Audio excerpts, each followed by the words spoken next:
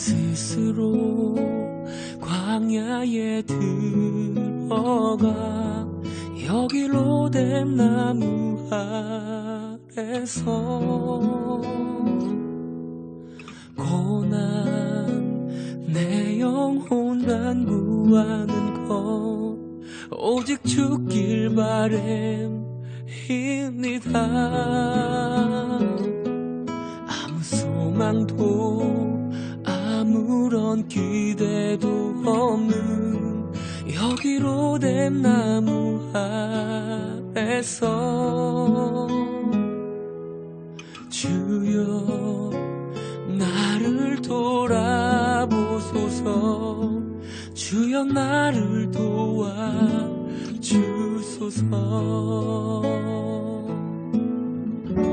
그때에 내 머리를 어루만지시는 분 내게 떡과 물로 소생시키시고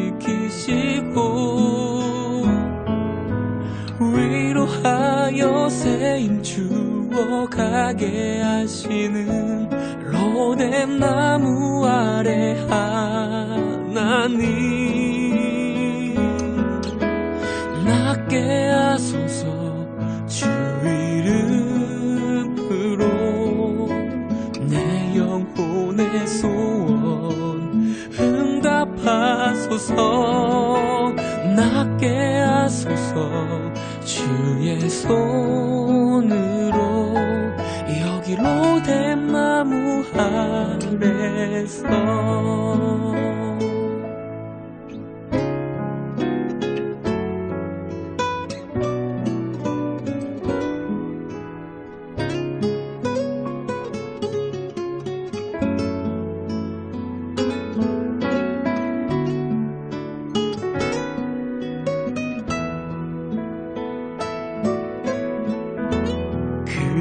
그때에 내 머리를 어루만지시는 분 내게 떡과 물로 소생시키시고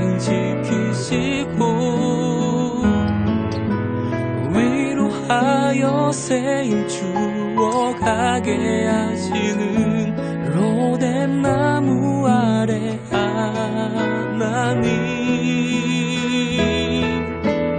낫게 하소서 주 이름으로 내 영혼의 소원 응답하소서. 낫게 하소서 주의 손으로 여기 로뎀 나무 아래서 낫게 하소서 주 이름으로 내 영혼의 소원 응답하소서. 낫게 하소서 주의 손으로 여기 로뎀 나무 아래서 여기 로뎀 나무 아래서 여기 로뎀 나무 아래서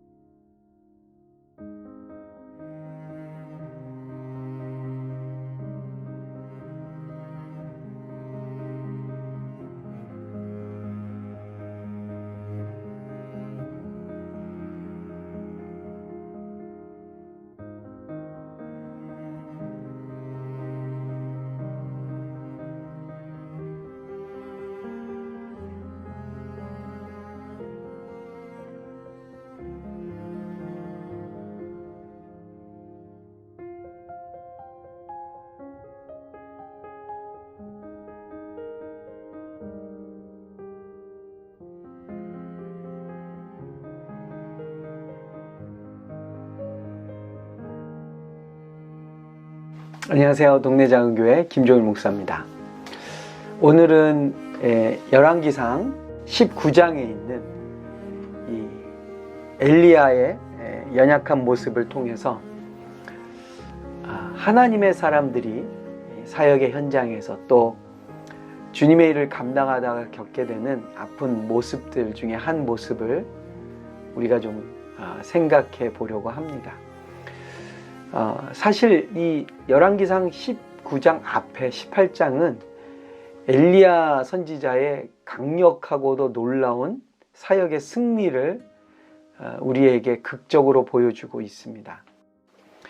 엘리야 선지자는 바알과 아세라 선지자 850명과 영적 대결을 갈멜산에서 벌이게 됩니다. 그리고 그 영적 대결의 원인은 무엇이냐면 국가적 재난이죠. 오랜 기간 동안 비가 내리지 않는 이 일에 이 북이스라엘의 영적 타락과 어두움을 단번에 지적하고 영적 오염과 그리고 영적 무기력을 단번에 끝장낸 일이 바로 엘리야가 갈멜산에서 벌인 영적 대결이었죠.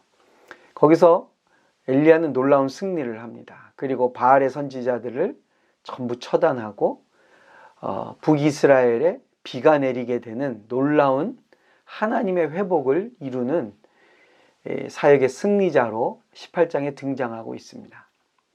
그런 그가 우리가 오늘 읽은 이 19장에 들어서서 아합 왕의 부인인 이세벨의 겁박 그리고 살인의 놀라운 그리고 충격스러운 협박 속에 그는 이 갈멜산에서의 그 사역을 뒤로하고 브엘세바까지 도망을 하게 됩니다.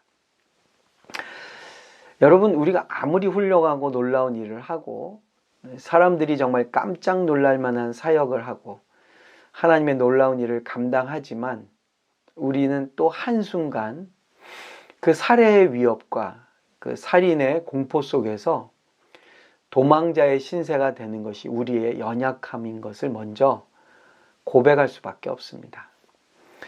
여러분, 이 갈멜산에서부터 브엘세바까지가 대략 요즘으로 말하면 어느 정도 되냐면 한 160km 정도 된다고 합니다. 이 적은 거리가 아니죠. 그 160km를 그가 쉬지 않고 도망쳐서 달려갑니다. 그 엄청난 영적 승리를 거뒀지만 살해의 위협 앞에 한없이 나약해져서 도망가는 엘리야의 모습 속에 사실 우리들의 모습이 있습니다. 더군다나 여러분, 이 브엘세바는 어디냐면 남유다의 지역입니다. 지금 북이스라엘의 왕을 상대로 그리고 그 왕의 비호 가운데 영적 타락의 주도적 역할을 한 바알과 아세라 선지자들을 징벌한 이 엘리야가 남유다의 가장 아래 지역인 브엘세바까지 도망했다는 사실이죠. 그 도망의 이유는 무엇입니까? 이세벨이 자기를 내일 죽이겠다 하는 그 말을 듣고 도망간 것입니다. 그러면 도망가서 그가 살 길을 찾았느냐? 그게 아니었습니다. 엘리야는 브엘세바에 자기와 함께했던 사환을 놔두고 광야길로 또 들어갑니다. 그러니까 광야길로 들어갔다는 것 자체가 무엇입니까? 그리고 거기 가서 엘리야는 하나님 앞에 무슨 기도를 합니까? 나를 이제 죽여달라 그러죠. 그러니까 엘리야는 살려고 도망간 게 아니고요. 죽음 앞에서 죽으려고 도망간 겁니다. 여러분, 참 이상하지 않습니까? 죽음이 달려오면 살려고 도망가야 되는데 엘리야는 살려고 도망간 게 아니고요. 그는 이미 삶에 대한 소망을 포기해버린 것이죠. 죽음의 위협 앞에서 살겠다고 도망가서 살려고 했던 게 아니고요. 단지 이세벨에게 붙잡혀서 죽는 것보다는 그냥 하나님 앞에서 자기는 죽는 삶을 선택한 것입니다. 그 엘리야의 모습 속에 여러분 어떤 모습이 보입니까? 인생을 스스로 포기한 자의 모습이죠. 사실 여러분 그 살해 위협 속에 160km를 그렇게 달려간 엘리야를 보십시오. 그가 체력이 부족하거나 또는 달리기를 못하거나 그런 것이 아니죠. 아까도 말씀드렸지만 그는 엄청난 사역을 했던 사람인데요. 지금 이렇게 허무하게 무너져 내리고 있는 것입니다. 엘리야의 모습 속에는 이 포기한 인생의 모습이 우리에게 고스란히 전달되고 있습니다. 여러분, 그 엄청난 사역을 했는데도 그 무서운 말 한마디에 160km를 내달리면서 삶을 포기한 사람, 그리고 광야 속에 들어가서 스스로 죽기를 자처하는 사역자의 모습 속에 얼마나 그 안타까움과 그리고 슬픔과 정말 말할 수 없이 축소돼 버리고 왜소해진 사역자의 모습을 우리는 보게 됩니다. 그리고 그렇게 된 로뎀나무 아래서 엘리야는 무엇라고 말합니까? 나는 내 조상들보다도 못한 자다. 이렇게 말을 합니다.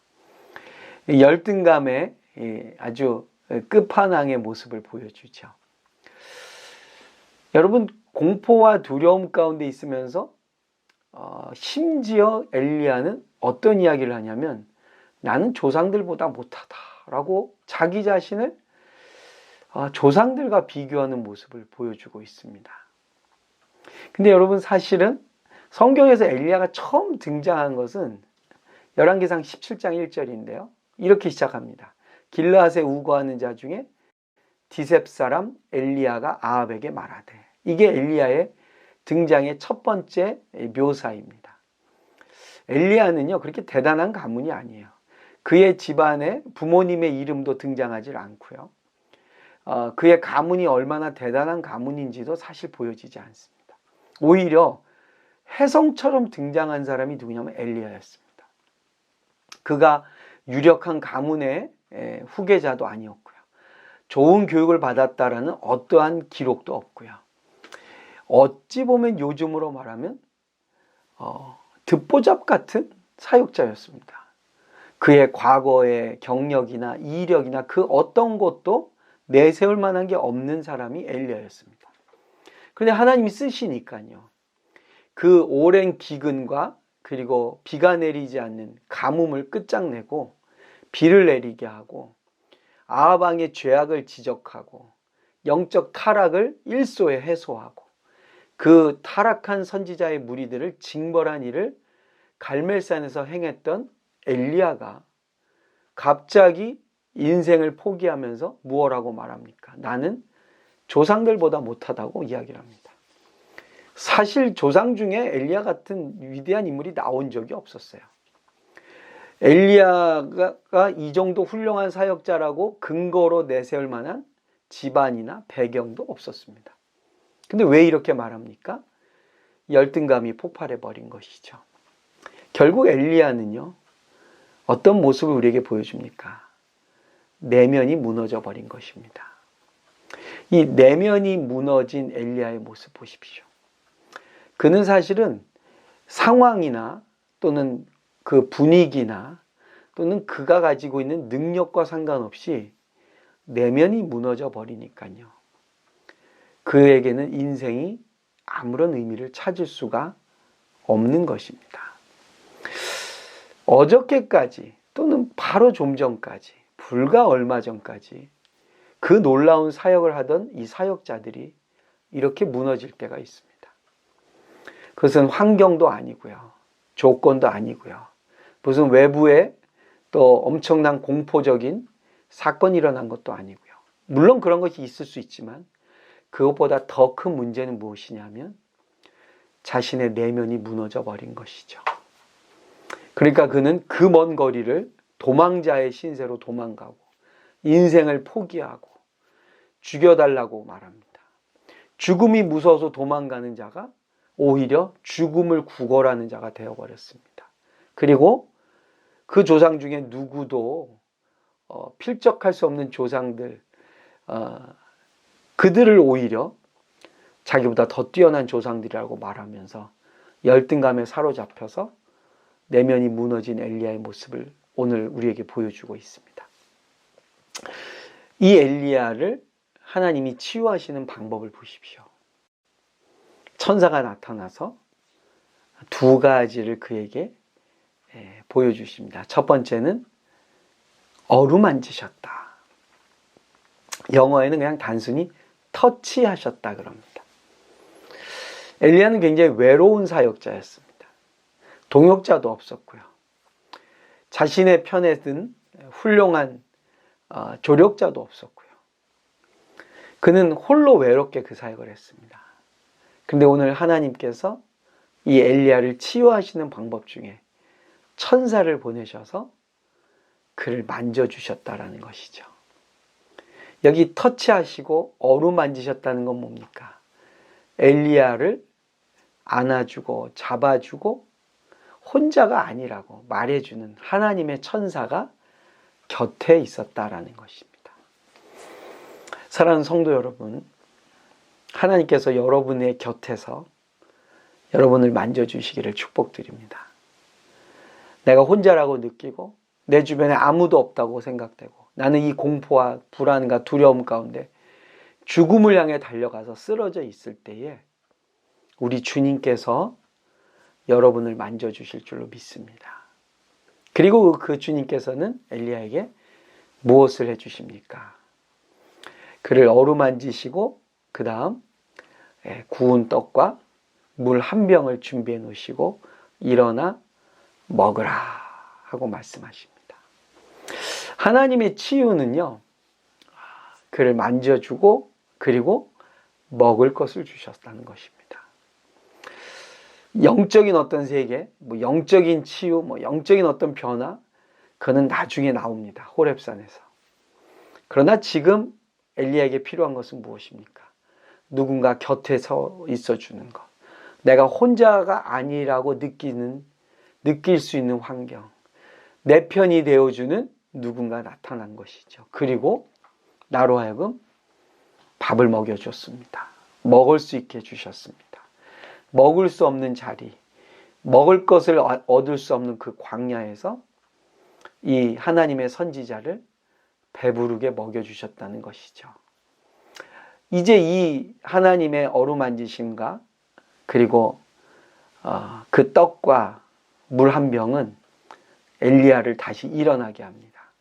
그리고 엘리야는 40주야를 달려서 어디로 가느냐?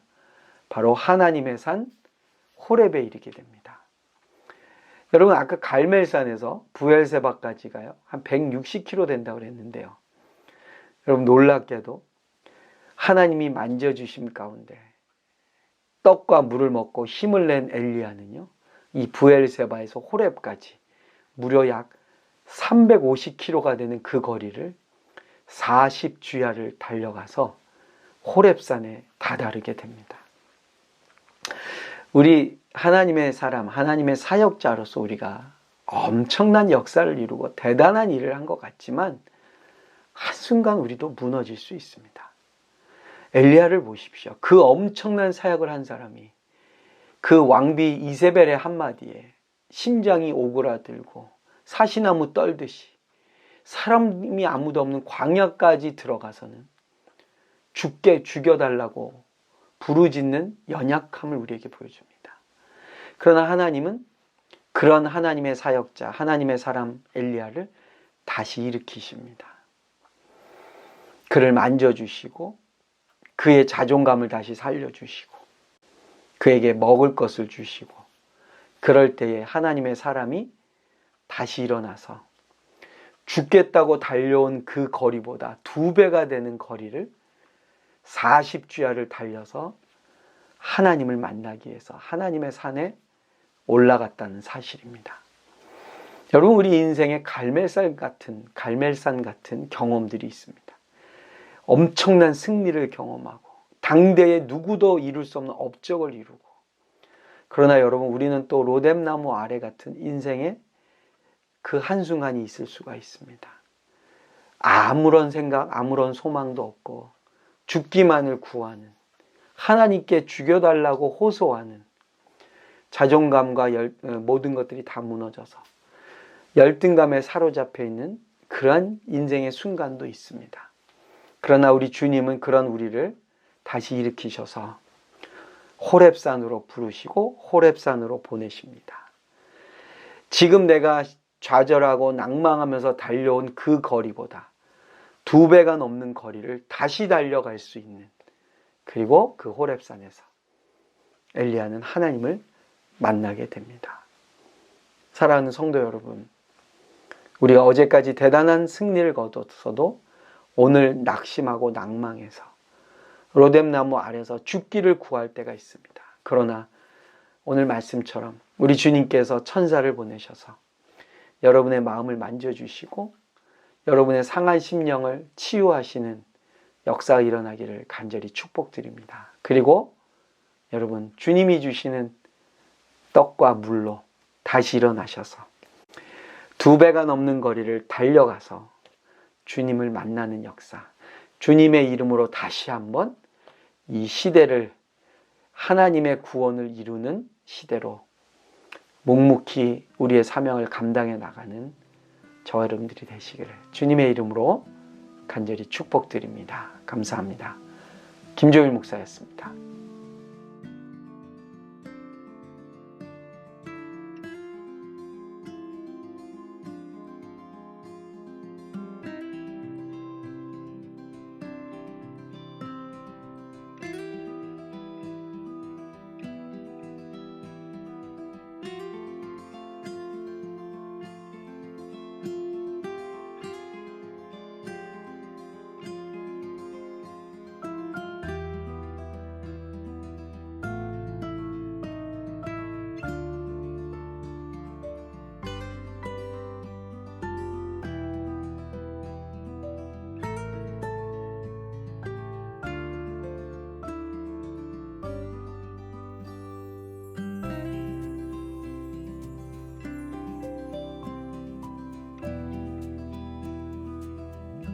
지금은 우리 주 예수 그리스도의 은혜와 하나님 아버지의 사랑과 성령님의 인도, 보호, 교통하심이